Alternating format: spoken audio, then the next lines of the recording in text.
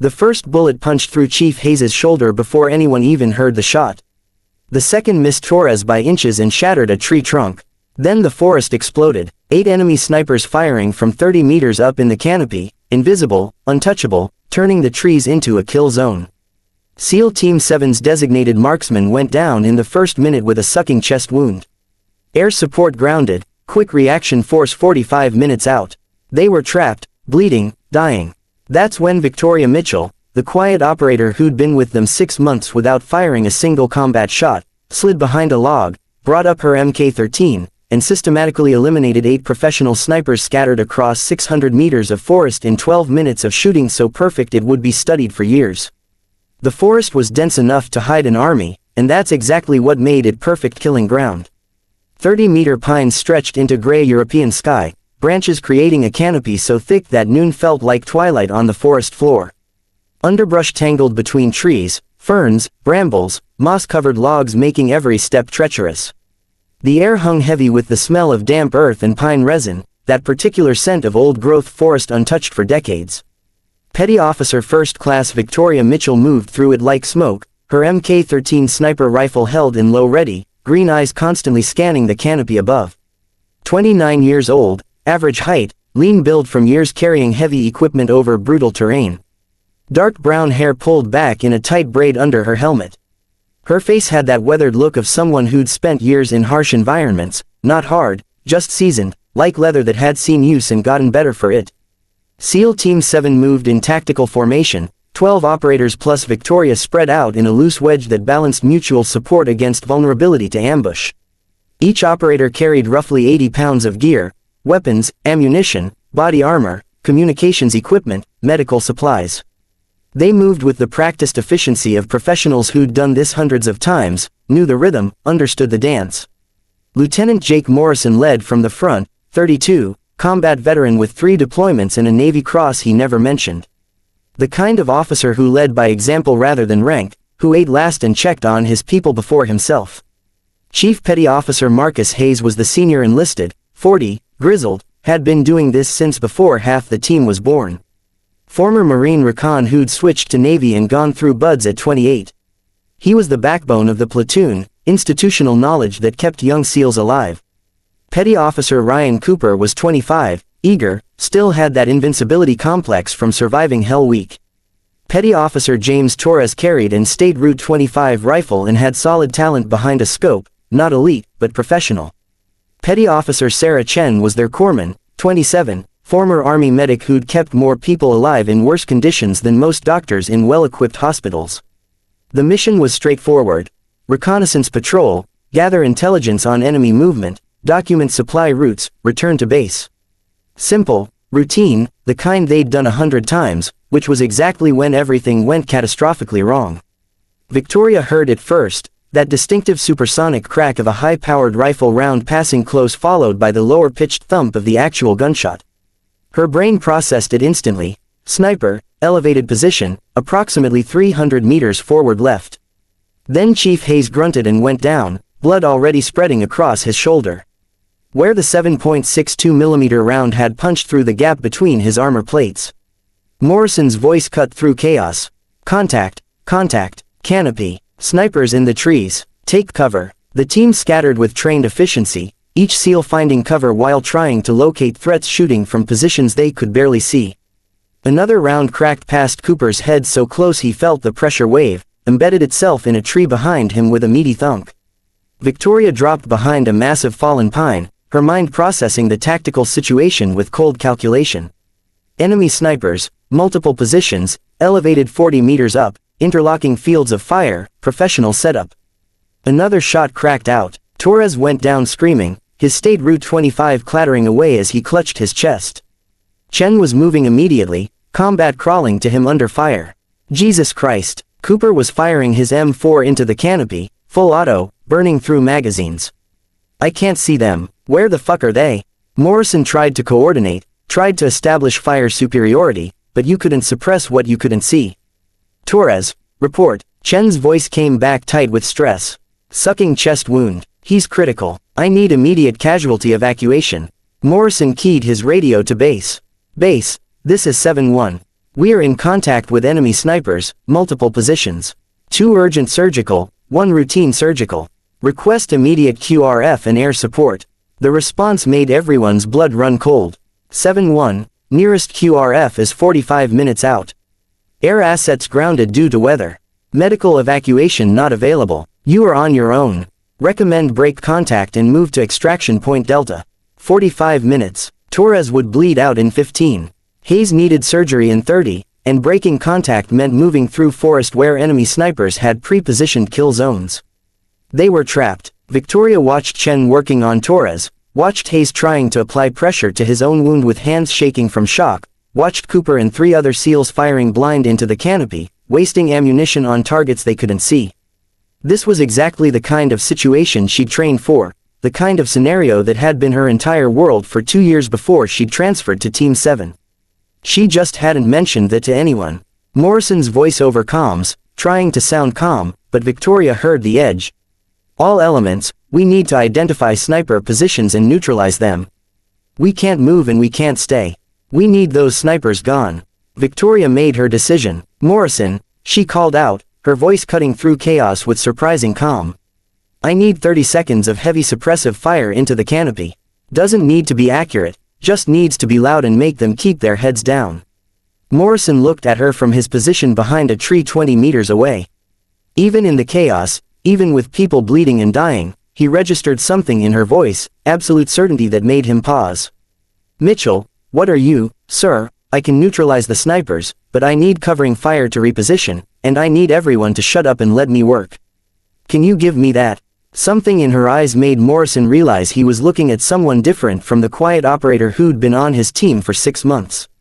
This was someone else, someone dangerous. How many snipers? He asked. Victoria had already counted. 8 positions, all elevated, overlapping fields of fire, professional setup. And you think you can take out 8 snipers?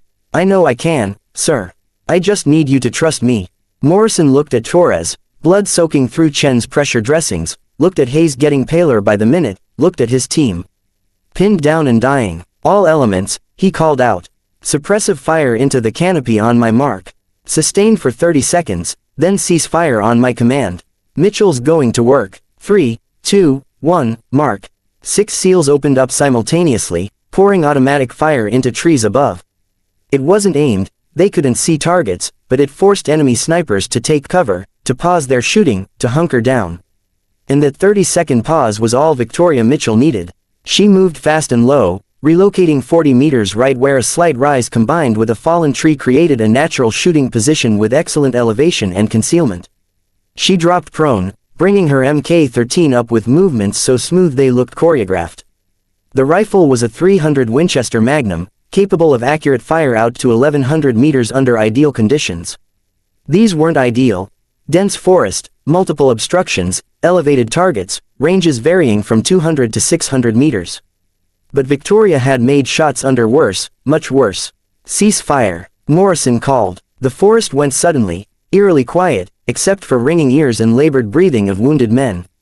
Victoria controlled her breathing, letting her heart rate drop from the sprint, entering that state of focused calm that separated good snipers from exceptional ones.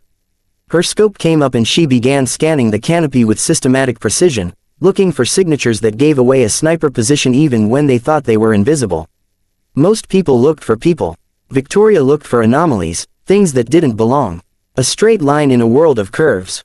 A shadow falling wrong. Foliage moving against wind. The geometry of man-made objects against organic growth. There, 10 o'clock, 38 meters up in a massive pine. A platform barely visible, built from branches and camouflage netting, professional construction almost impossible to spot from ground level. Almost, but Victoria could see the edge of a boot, just the heel, maybe 2 inches visible through a gap in foliage. 2 inches was enough. She calculated the shot in milliseconds. Range 340 meters horizontal, 38 meters vertical, giving actual distance of 342 meters along angle of fire. Wind minimal through trees, but she could see leaves moving at canopy level, maybe 3 miles per hour from west. Temperature approximately 55 degrees, humidity high, maybe 75%.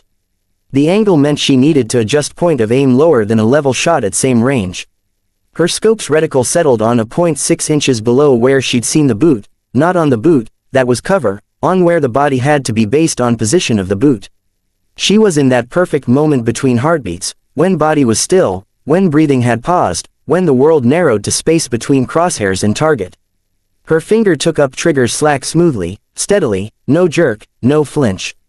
She fired. The Mk-13 kicked against her shoulder with familiar force. Through her scope, she saw nothing for a moment, then saw a figure pitch forward from the concealed platform. The body tumbled through branches, crashing through foliage that had hidden him so perfectly, hitting forest floor 38 meters below with a sound that made everyone flinch. 1 down, 7 to go. But now the enemy knew someone was hunting them. The remaining snipers adjusted, going quiet, going still, becoming even more difficult to find. Victoria was already moving, sliding backward and relocating 30 meters left.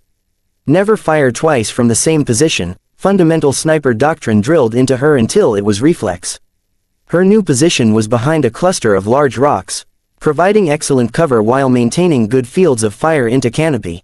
She settled in, scope up, scanning with patient precision. The forest seemed empty, nothing moving, no targets visible. But Victoria knew they were there. She'd counted 8 positions before shooting started, tracked muzzle flashes and impacts, built a mental map of where each enemy sniper had to be based on their fields of fire. Second target. 2 o'clock, 42 meters up. She couldn't see him, but she could see where he had to be. A thick branch that could support a prone shooter with enough foliage for concealment, but gaps allowing him to shoot. She watched that position with absolute stillness, becoming part of the landscape, her camouflaged form blending with rocks and shadows. 30 seconds passed, 60, 90. Then movement, just a few inches, but the branch shifted slightly under redistributed weight. Someone was up there shifting position, trying to get better angle. Victoria's scope was already on the spot. She watched, waited, saw a gap in foliage open for just a second as branches moved. In that second, she fired. Through her scope, she saw the impact center mass, exactly where it needed to be. The figure jerked, then fell, tumbling through canopy in that terrible slow-motion way falling bodies have. 2 down, 6 to go. Morrison's voice on comms, with awe. "Mitchell, what the hell? How are you finding them?" Victoria didn't answer. Talking wasted time, wasted focus, could give away position. She let her rifle do the talking. Third target.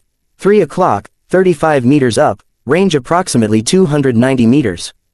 This one was smart, hadn't fired since her first shot, hadn't moved, was using excellent camouflage and staying absolutely still. But Victoria could see the scope glint, tiny, almost imperceptible, just a momentary flash as enemy sniper moved his rifle and sunlight caught the objective lens. That tiny flash was a death sentence. Victoria waited, patient as stone. The enemy sniper shifted again, just millimeters, but enough to create another glint. She fired. 3 down, 5 to go. The enemy was panicking now. She could tell by the way they were moving, faster, less careful, breaking the discipline that had made them so effective initially. Fear made people sloppy, fear made them make mistakes, and Victoria was about to capitalize on every mistake they made. Fourth target. 12 o'clock, 45 meters up, range 380 meters. This one broke cover completely, trying to relocate to better position, visible for maybe 5 seconds as he moved along a thick branch with rifle slung. Huge mistake. Victoria tracked him smoothly, crosshairs following his movement, leading him by inches to account for speed and direction. She fired at apex of her respiratory pause when her body was at its stillest. The bullet caught him mid-step. He dropped the rifle first, clutching at his chest, then toppled forward. His body hit branches on the way down, bouncing between limbs like a ragdoll before crashing to earth. 4 down, 4 to go. The remaining enemy snipers had gone completely quiet, no longer returning fire, no longer moving. They were either extremely well hidden or had decided to cut losses and run. Victoria wasn't going to let them run. She relocated again, this time to higher ground where a rocky outcrop gave her better elevation and sight lines. From here, she could see more of canopy, had better angles into positions that would be hidden from ground level. Fifth target. 9 o'clock, 32 meters up.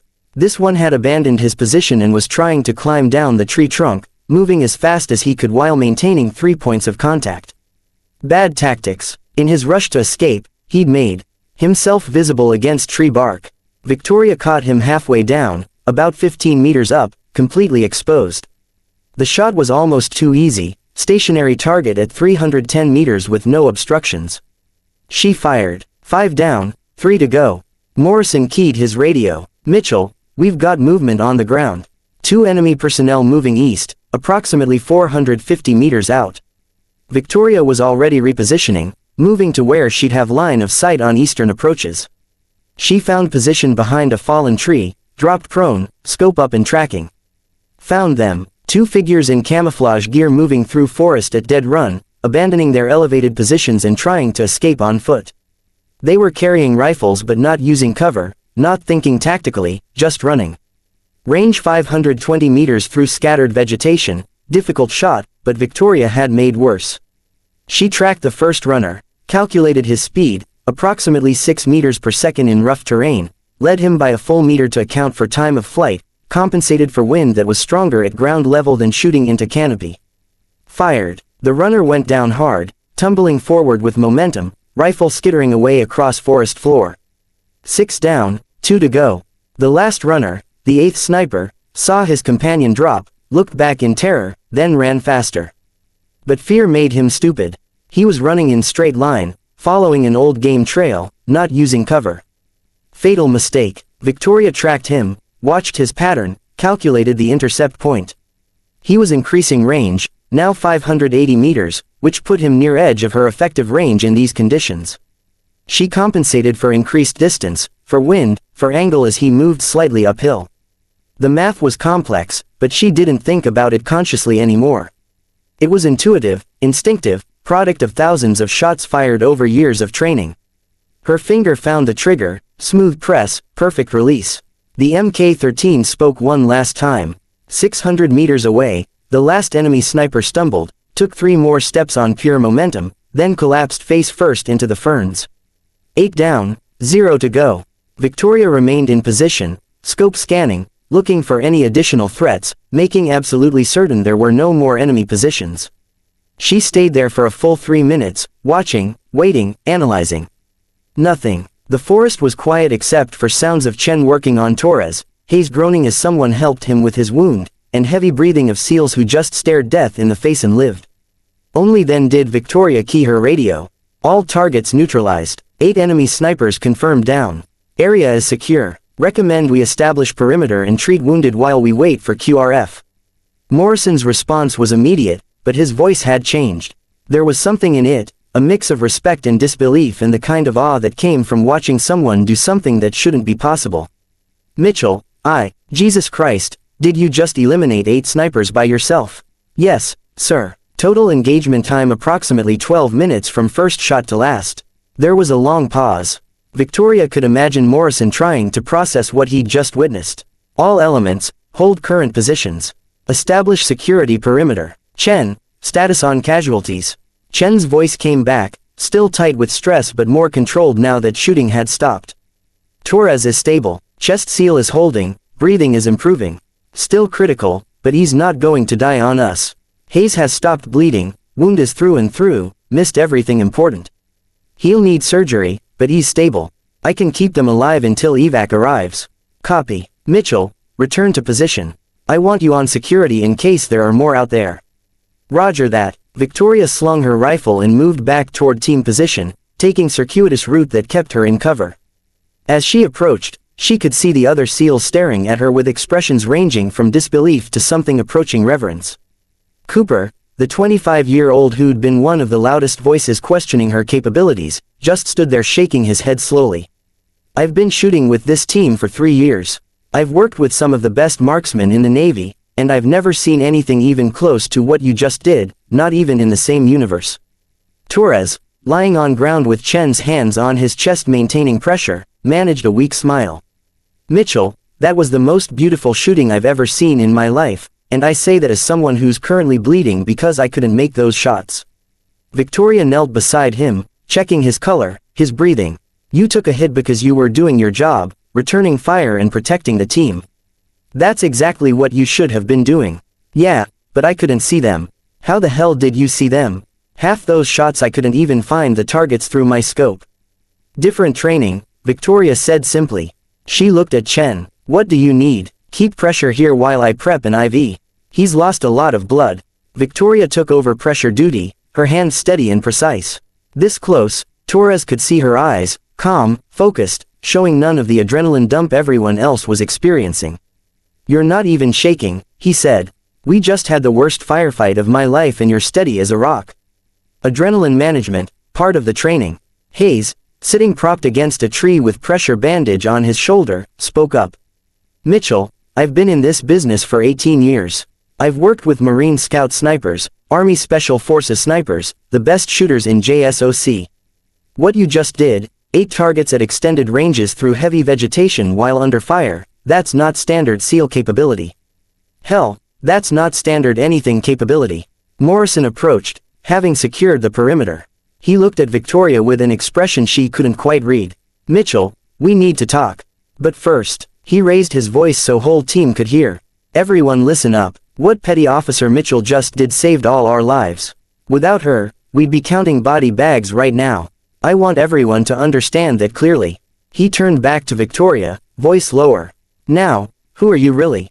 Because the person who just did what you did isn't the same person who's been on this team for 6 months without firing a shot in combat. Victoria was quiet for a moment, choosing words carefully. Sir, I'm exactly the same person. I just hadn't had a reason to shoot before.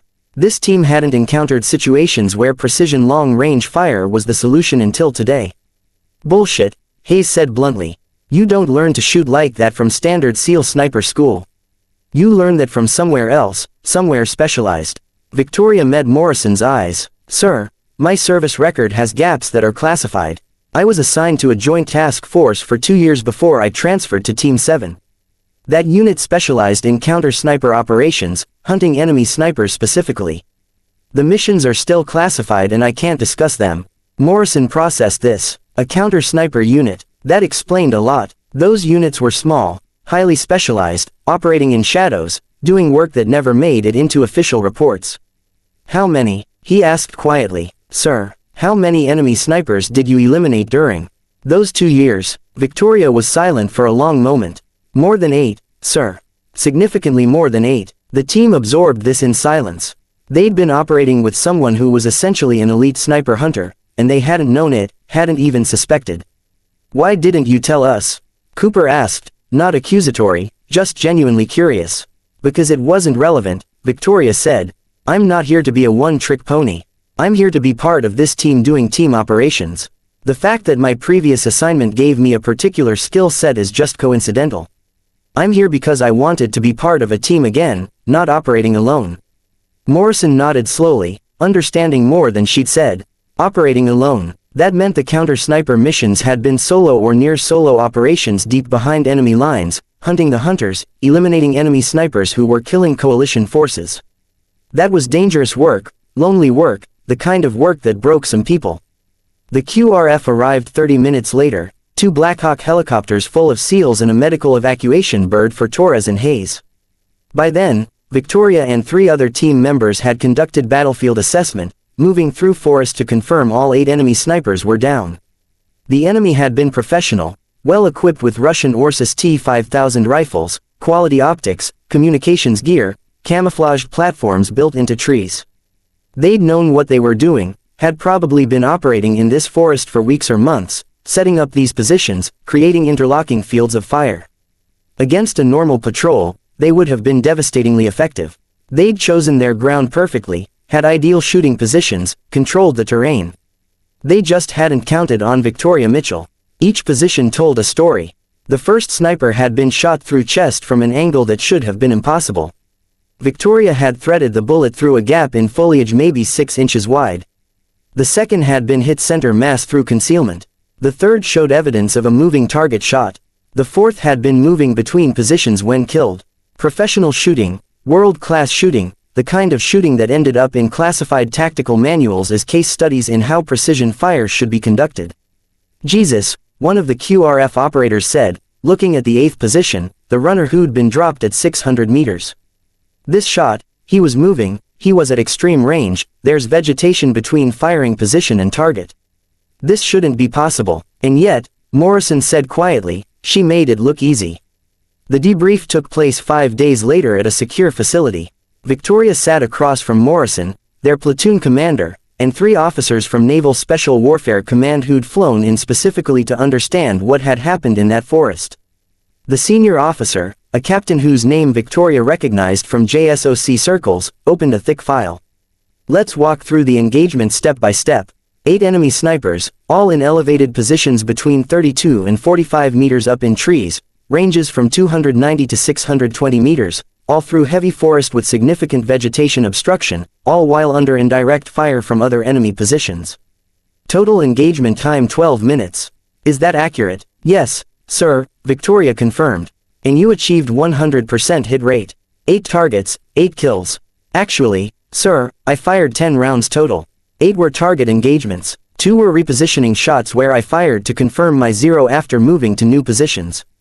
The captain leaned back in his chair, exchanging glances with his colleagues. Petty Officer Mitchell, I've been in Naval Special Warfare for 23 years. I've worked with some of the best snipers in the world. I've read after-action reports from every major engagement in the last 2 decades. What you did in that forest is, quite frankly, some of the most impressive precision shooting I've ever seen documented. Thank you, sir. The question is why someone with your capabilities has been sitting on a SEAL platoon for 6 months without anyone knowing what you were capable of. Morrison spoke up. Sir, if I may, Mitchell has been an exemplary team member since joining us. She pulls her weight, follows orders, contributes to mission planning. She just doesn't advertise her capabilities. Because quiet professionals don't advertise, Victoria said. They just do the job when it needs doing. For 6 months, this team didn't encounter situations where my particular skill set was the solution, so I did what everyone else did, patrolled, gathered intelligence, provided security. I'm not here to be special. I'm here to be part of the team. The captain studied her. But you're not just part of the team. You're an elite counter-sniper operator who was embedded in a standard SEAL platoon. That's unusual. The question is why. Victoria chose her words carefully. Sir, after 2 years of solo counter-sniper operations, I requested transfer to a line unit. The work I was doing was effective, but it was isolating. I wanted to be part of a team again, working with people instead of hunting alone. One of the other officers, a commander, leaned forward. The 8 enemy snipers you eliminated, we've identified them. They were part of a highly trained unit that's been operating in this region for 18 months. They've been responsible for 23 coalition casualties before you stopped them. You didn't just save your team that day. You eliminated a threat that's been a thorn in our side for over a year. Victoria absorbed this. 23 people. That's how many the enemy team had killed before she'd ended their operation. Understood, sir. The captain closed the file. Petty Officer Mitchell, here's what's going to happen. You're being officially designated as SEAL Team 7's primary precision marksman. You'll continue deploying with the team, participating in all operations, but when situations require long-range precision fire, you're our dedicated asset. Additionally, you'll be running sniper training for the platoon, helping upgrade everyone's skills. Yes, sir. One more thing. The engagement in the forest is being written up for a Navy Commendation Medal with Valor device. Morrison has recommended you for a Silver Star, but that's still under review. Either way, what you did was exceptional and will be recognized. Victoria shifted uncomfortably. Sir, I was just doing my job. Your job saved 12 lives and eliminated a major threat. Take the recognition, Mitchell. You earned it. That evening, back at the team compound, Victoria was field stripping her Mk-13 when Cooper approached. Hey, can I ask you something? She looked up. Sure. When you were with that counter-sniper unit, how many missions did you do? Victoria thought about it. In 2 years, approximately 87 missions. Some were single targets, some were multiple targets. Cooper's eyes widened. 87 missions. Jesus. And you were working alone. Mostly. Sometimes with a spotter, but usually solo. Deep insertion, long-duration observation, precision elimination of enemy snipers who were killing our people. I can't even imagine. Most guys on this team have maybe 5 or 6 combat engagements with their primary weapon system. You had 87 specialized sniper missions. It was a different kind of work. Necessary, but not something I wanted to do forever. Cooper sat down across from her. I owe you an apology. Some of us, including me, We questioned whether you had what it takes because we never saw you shoot, never saw you in action. We thought maybe you were, I don't know, coasting or something." Victoria continued cleaning her rifle. "You weren't wrong to wonder. In this community, you prove yourself through performance. I understand that, I just hadn't had the opportunity to show what I could do." "Well, you definitely showed it. Hayes is already back from surgery and he told everyone you're the best sniper he's ever worked with. Torres, who's going to make a full recovery by the way, wants to buy you a case of beer." And Morrison told the whole platoon that if anyone ever questions your capabilities again, they'll have to answer to him. Victoria smiled slightly. "I don't need anyone defending me. The work speaks for itself." "That's exactly what Hayes said you'd say." Cooper stood up. "Anyway, I just wanted to say thanks for saving our asses, and I'm sorry for doubting you." "No apology necessary. We're good." After Cooper left, Victoria finished cleaning her rifle and decided to verify her zero. She walked to the compound's long-range facility, a range that stretched out to 1,000 meters, and set up at the 600-meter line. She fired 5 shots, taking her time, focused on technique rather than speed. All 5 shots formed a group smaller than 2 inches at center of target. Perfect. As she was packing up, Morrison appeared. "Most people would be celebrating after what you did, taking time off, decompressing. Instead, you're out here practicing. Shooting is a perishable skill, sir. You use it or you lose it." Morrison watched her pack her gear with methodical precision. "That counter-sniper unit you were with, did they give you a lot of downtime between missions?" "No, sir. Sometimes we'd do 3 or 4 missions a week. Sometimes we'd wait 2 weeks for the right opportunity. But when we weren't in the field, we were training every day. Thousands of rounds fired, working on technique, pushing the limits of what was possible. And now you're with us, where sniper missions are rare." "That's fine, sir. I knew what I was signing up for. I wanted to be part of a team doing team operations. The fact that my skill set came in handy in that forest is just fortunate timing. Fortunate timing that saved 12 lives." Morrison paused. "You know what they're calling you now, sir? Ghost. Because those 8 enemy snipers never knew what hit them. You were invisible to them until it was too late." Victoria considered this. "I don't need a call sign, sir." "Too late. It's already stuck. The whole task force knows the story. The sniper who nobody knew was an elite operator. The quiet professional who eliminated 8 targets in 12 minutes. You're a legend now, Mitchell. I'd rather just be a good teammate, sir." Morrison smiled. "You're both, and that's exactly what makes you exceptional." They walked back toward the compound together, sun setting over the European forest that had almost been their graveyard. "Mitchell," Morrison said quietly, "in that forest when Hayes and Torres went down and we were pinned in that kill zone, I was running through options and none of them were good. We were going to take heavy casualties, maybe lose half the team before QRF arrived, if you hadn't done what you did. But I did, sir. That's what teammates do. You gave me the covering fire I needed to work. I eliminated the threats. Team effort." Morrison nodded, but they both knew the truth. Without Victoria's exceptional capabilities, the team would have been systematically eliminated by professional enemy snipers who held every advantage. She'd saved them, all of them, and she'd done it so quietly, so professionally, that even after 6 months of working together, they'd had no idea she was capable of it until the moment it mattered most. The story of what happened in that European forest spread through naval special warfare community like wildfire. The designated marksman who nobody knew was actually an elite counter-sniper operator. The quiet professional who'd been hiding world-class capabilities. The woman who'd eliminated 8 enemy snipers in 12 minutes while her team was pinned down and dying. Petty Officer First Class Victoria, Ghost, Mitchell became a legend in the community, though she actively resisted the attention. She continued deploying with SEAL Team 7, continued being the quiet, reliable team member she'd always been, but now when precision shooting was required, everyone knew exactly who to call on. She never talked about her time with the counter-sniper unit, never discussed the 87 missions or the number of enemy snipers she'd eliminated, never advertised her capabilities or sought recognition. She just did the job when it needed doing, which was exactly what quiet professionals did. Years later, when instructors at Naval Special Warfare Sniper School taught the case study of the forest engagement, 8 targets at extended ranges through heavy vegetation in 12 minutes under combat stress, they'd always end with the same lesson. Never judge a shooter by how often they fire, judge them by what happens when they do. The best operators are often the quietest. They don't need to prove themselves constantly because they know their capabilities. They wait patiently for the moment when those capabilities are needed, and then they execute with such precision that it looks effortless. Victoria Mitchell had gone 6 months without taking a combat shot with her primary weapon system. Then in 12 minutes of perfect shooting, she had reminded everyone why the quiet ones are often the most dangerous.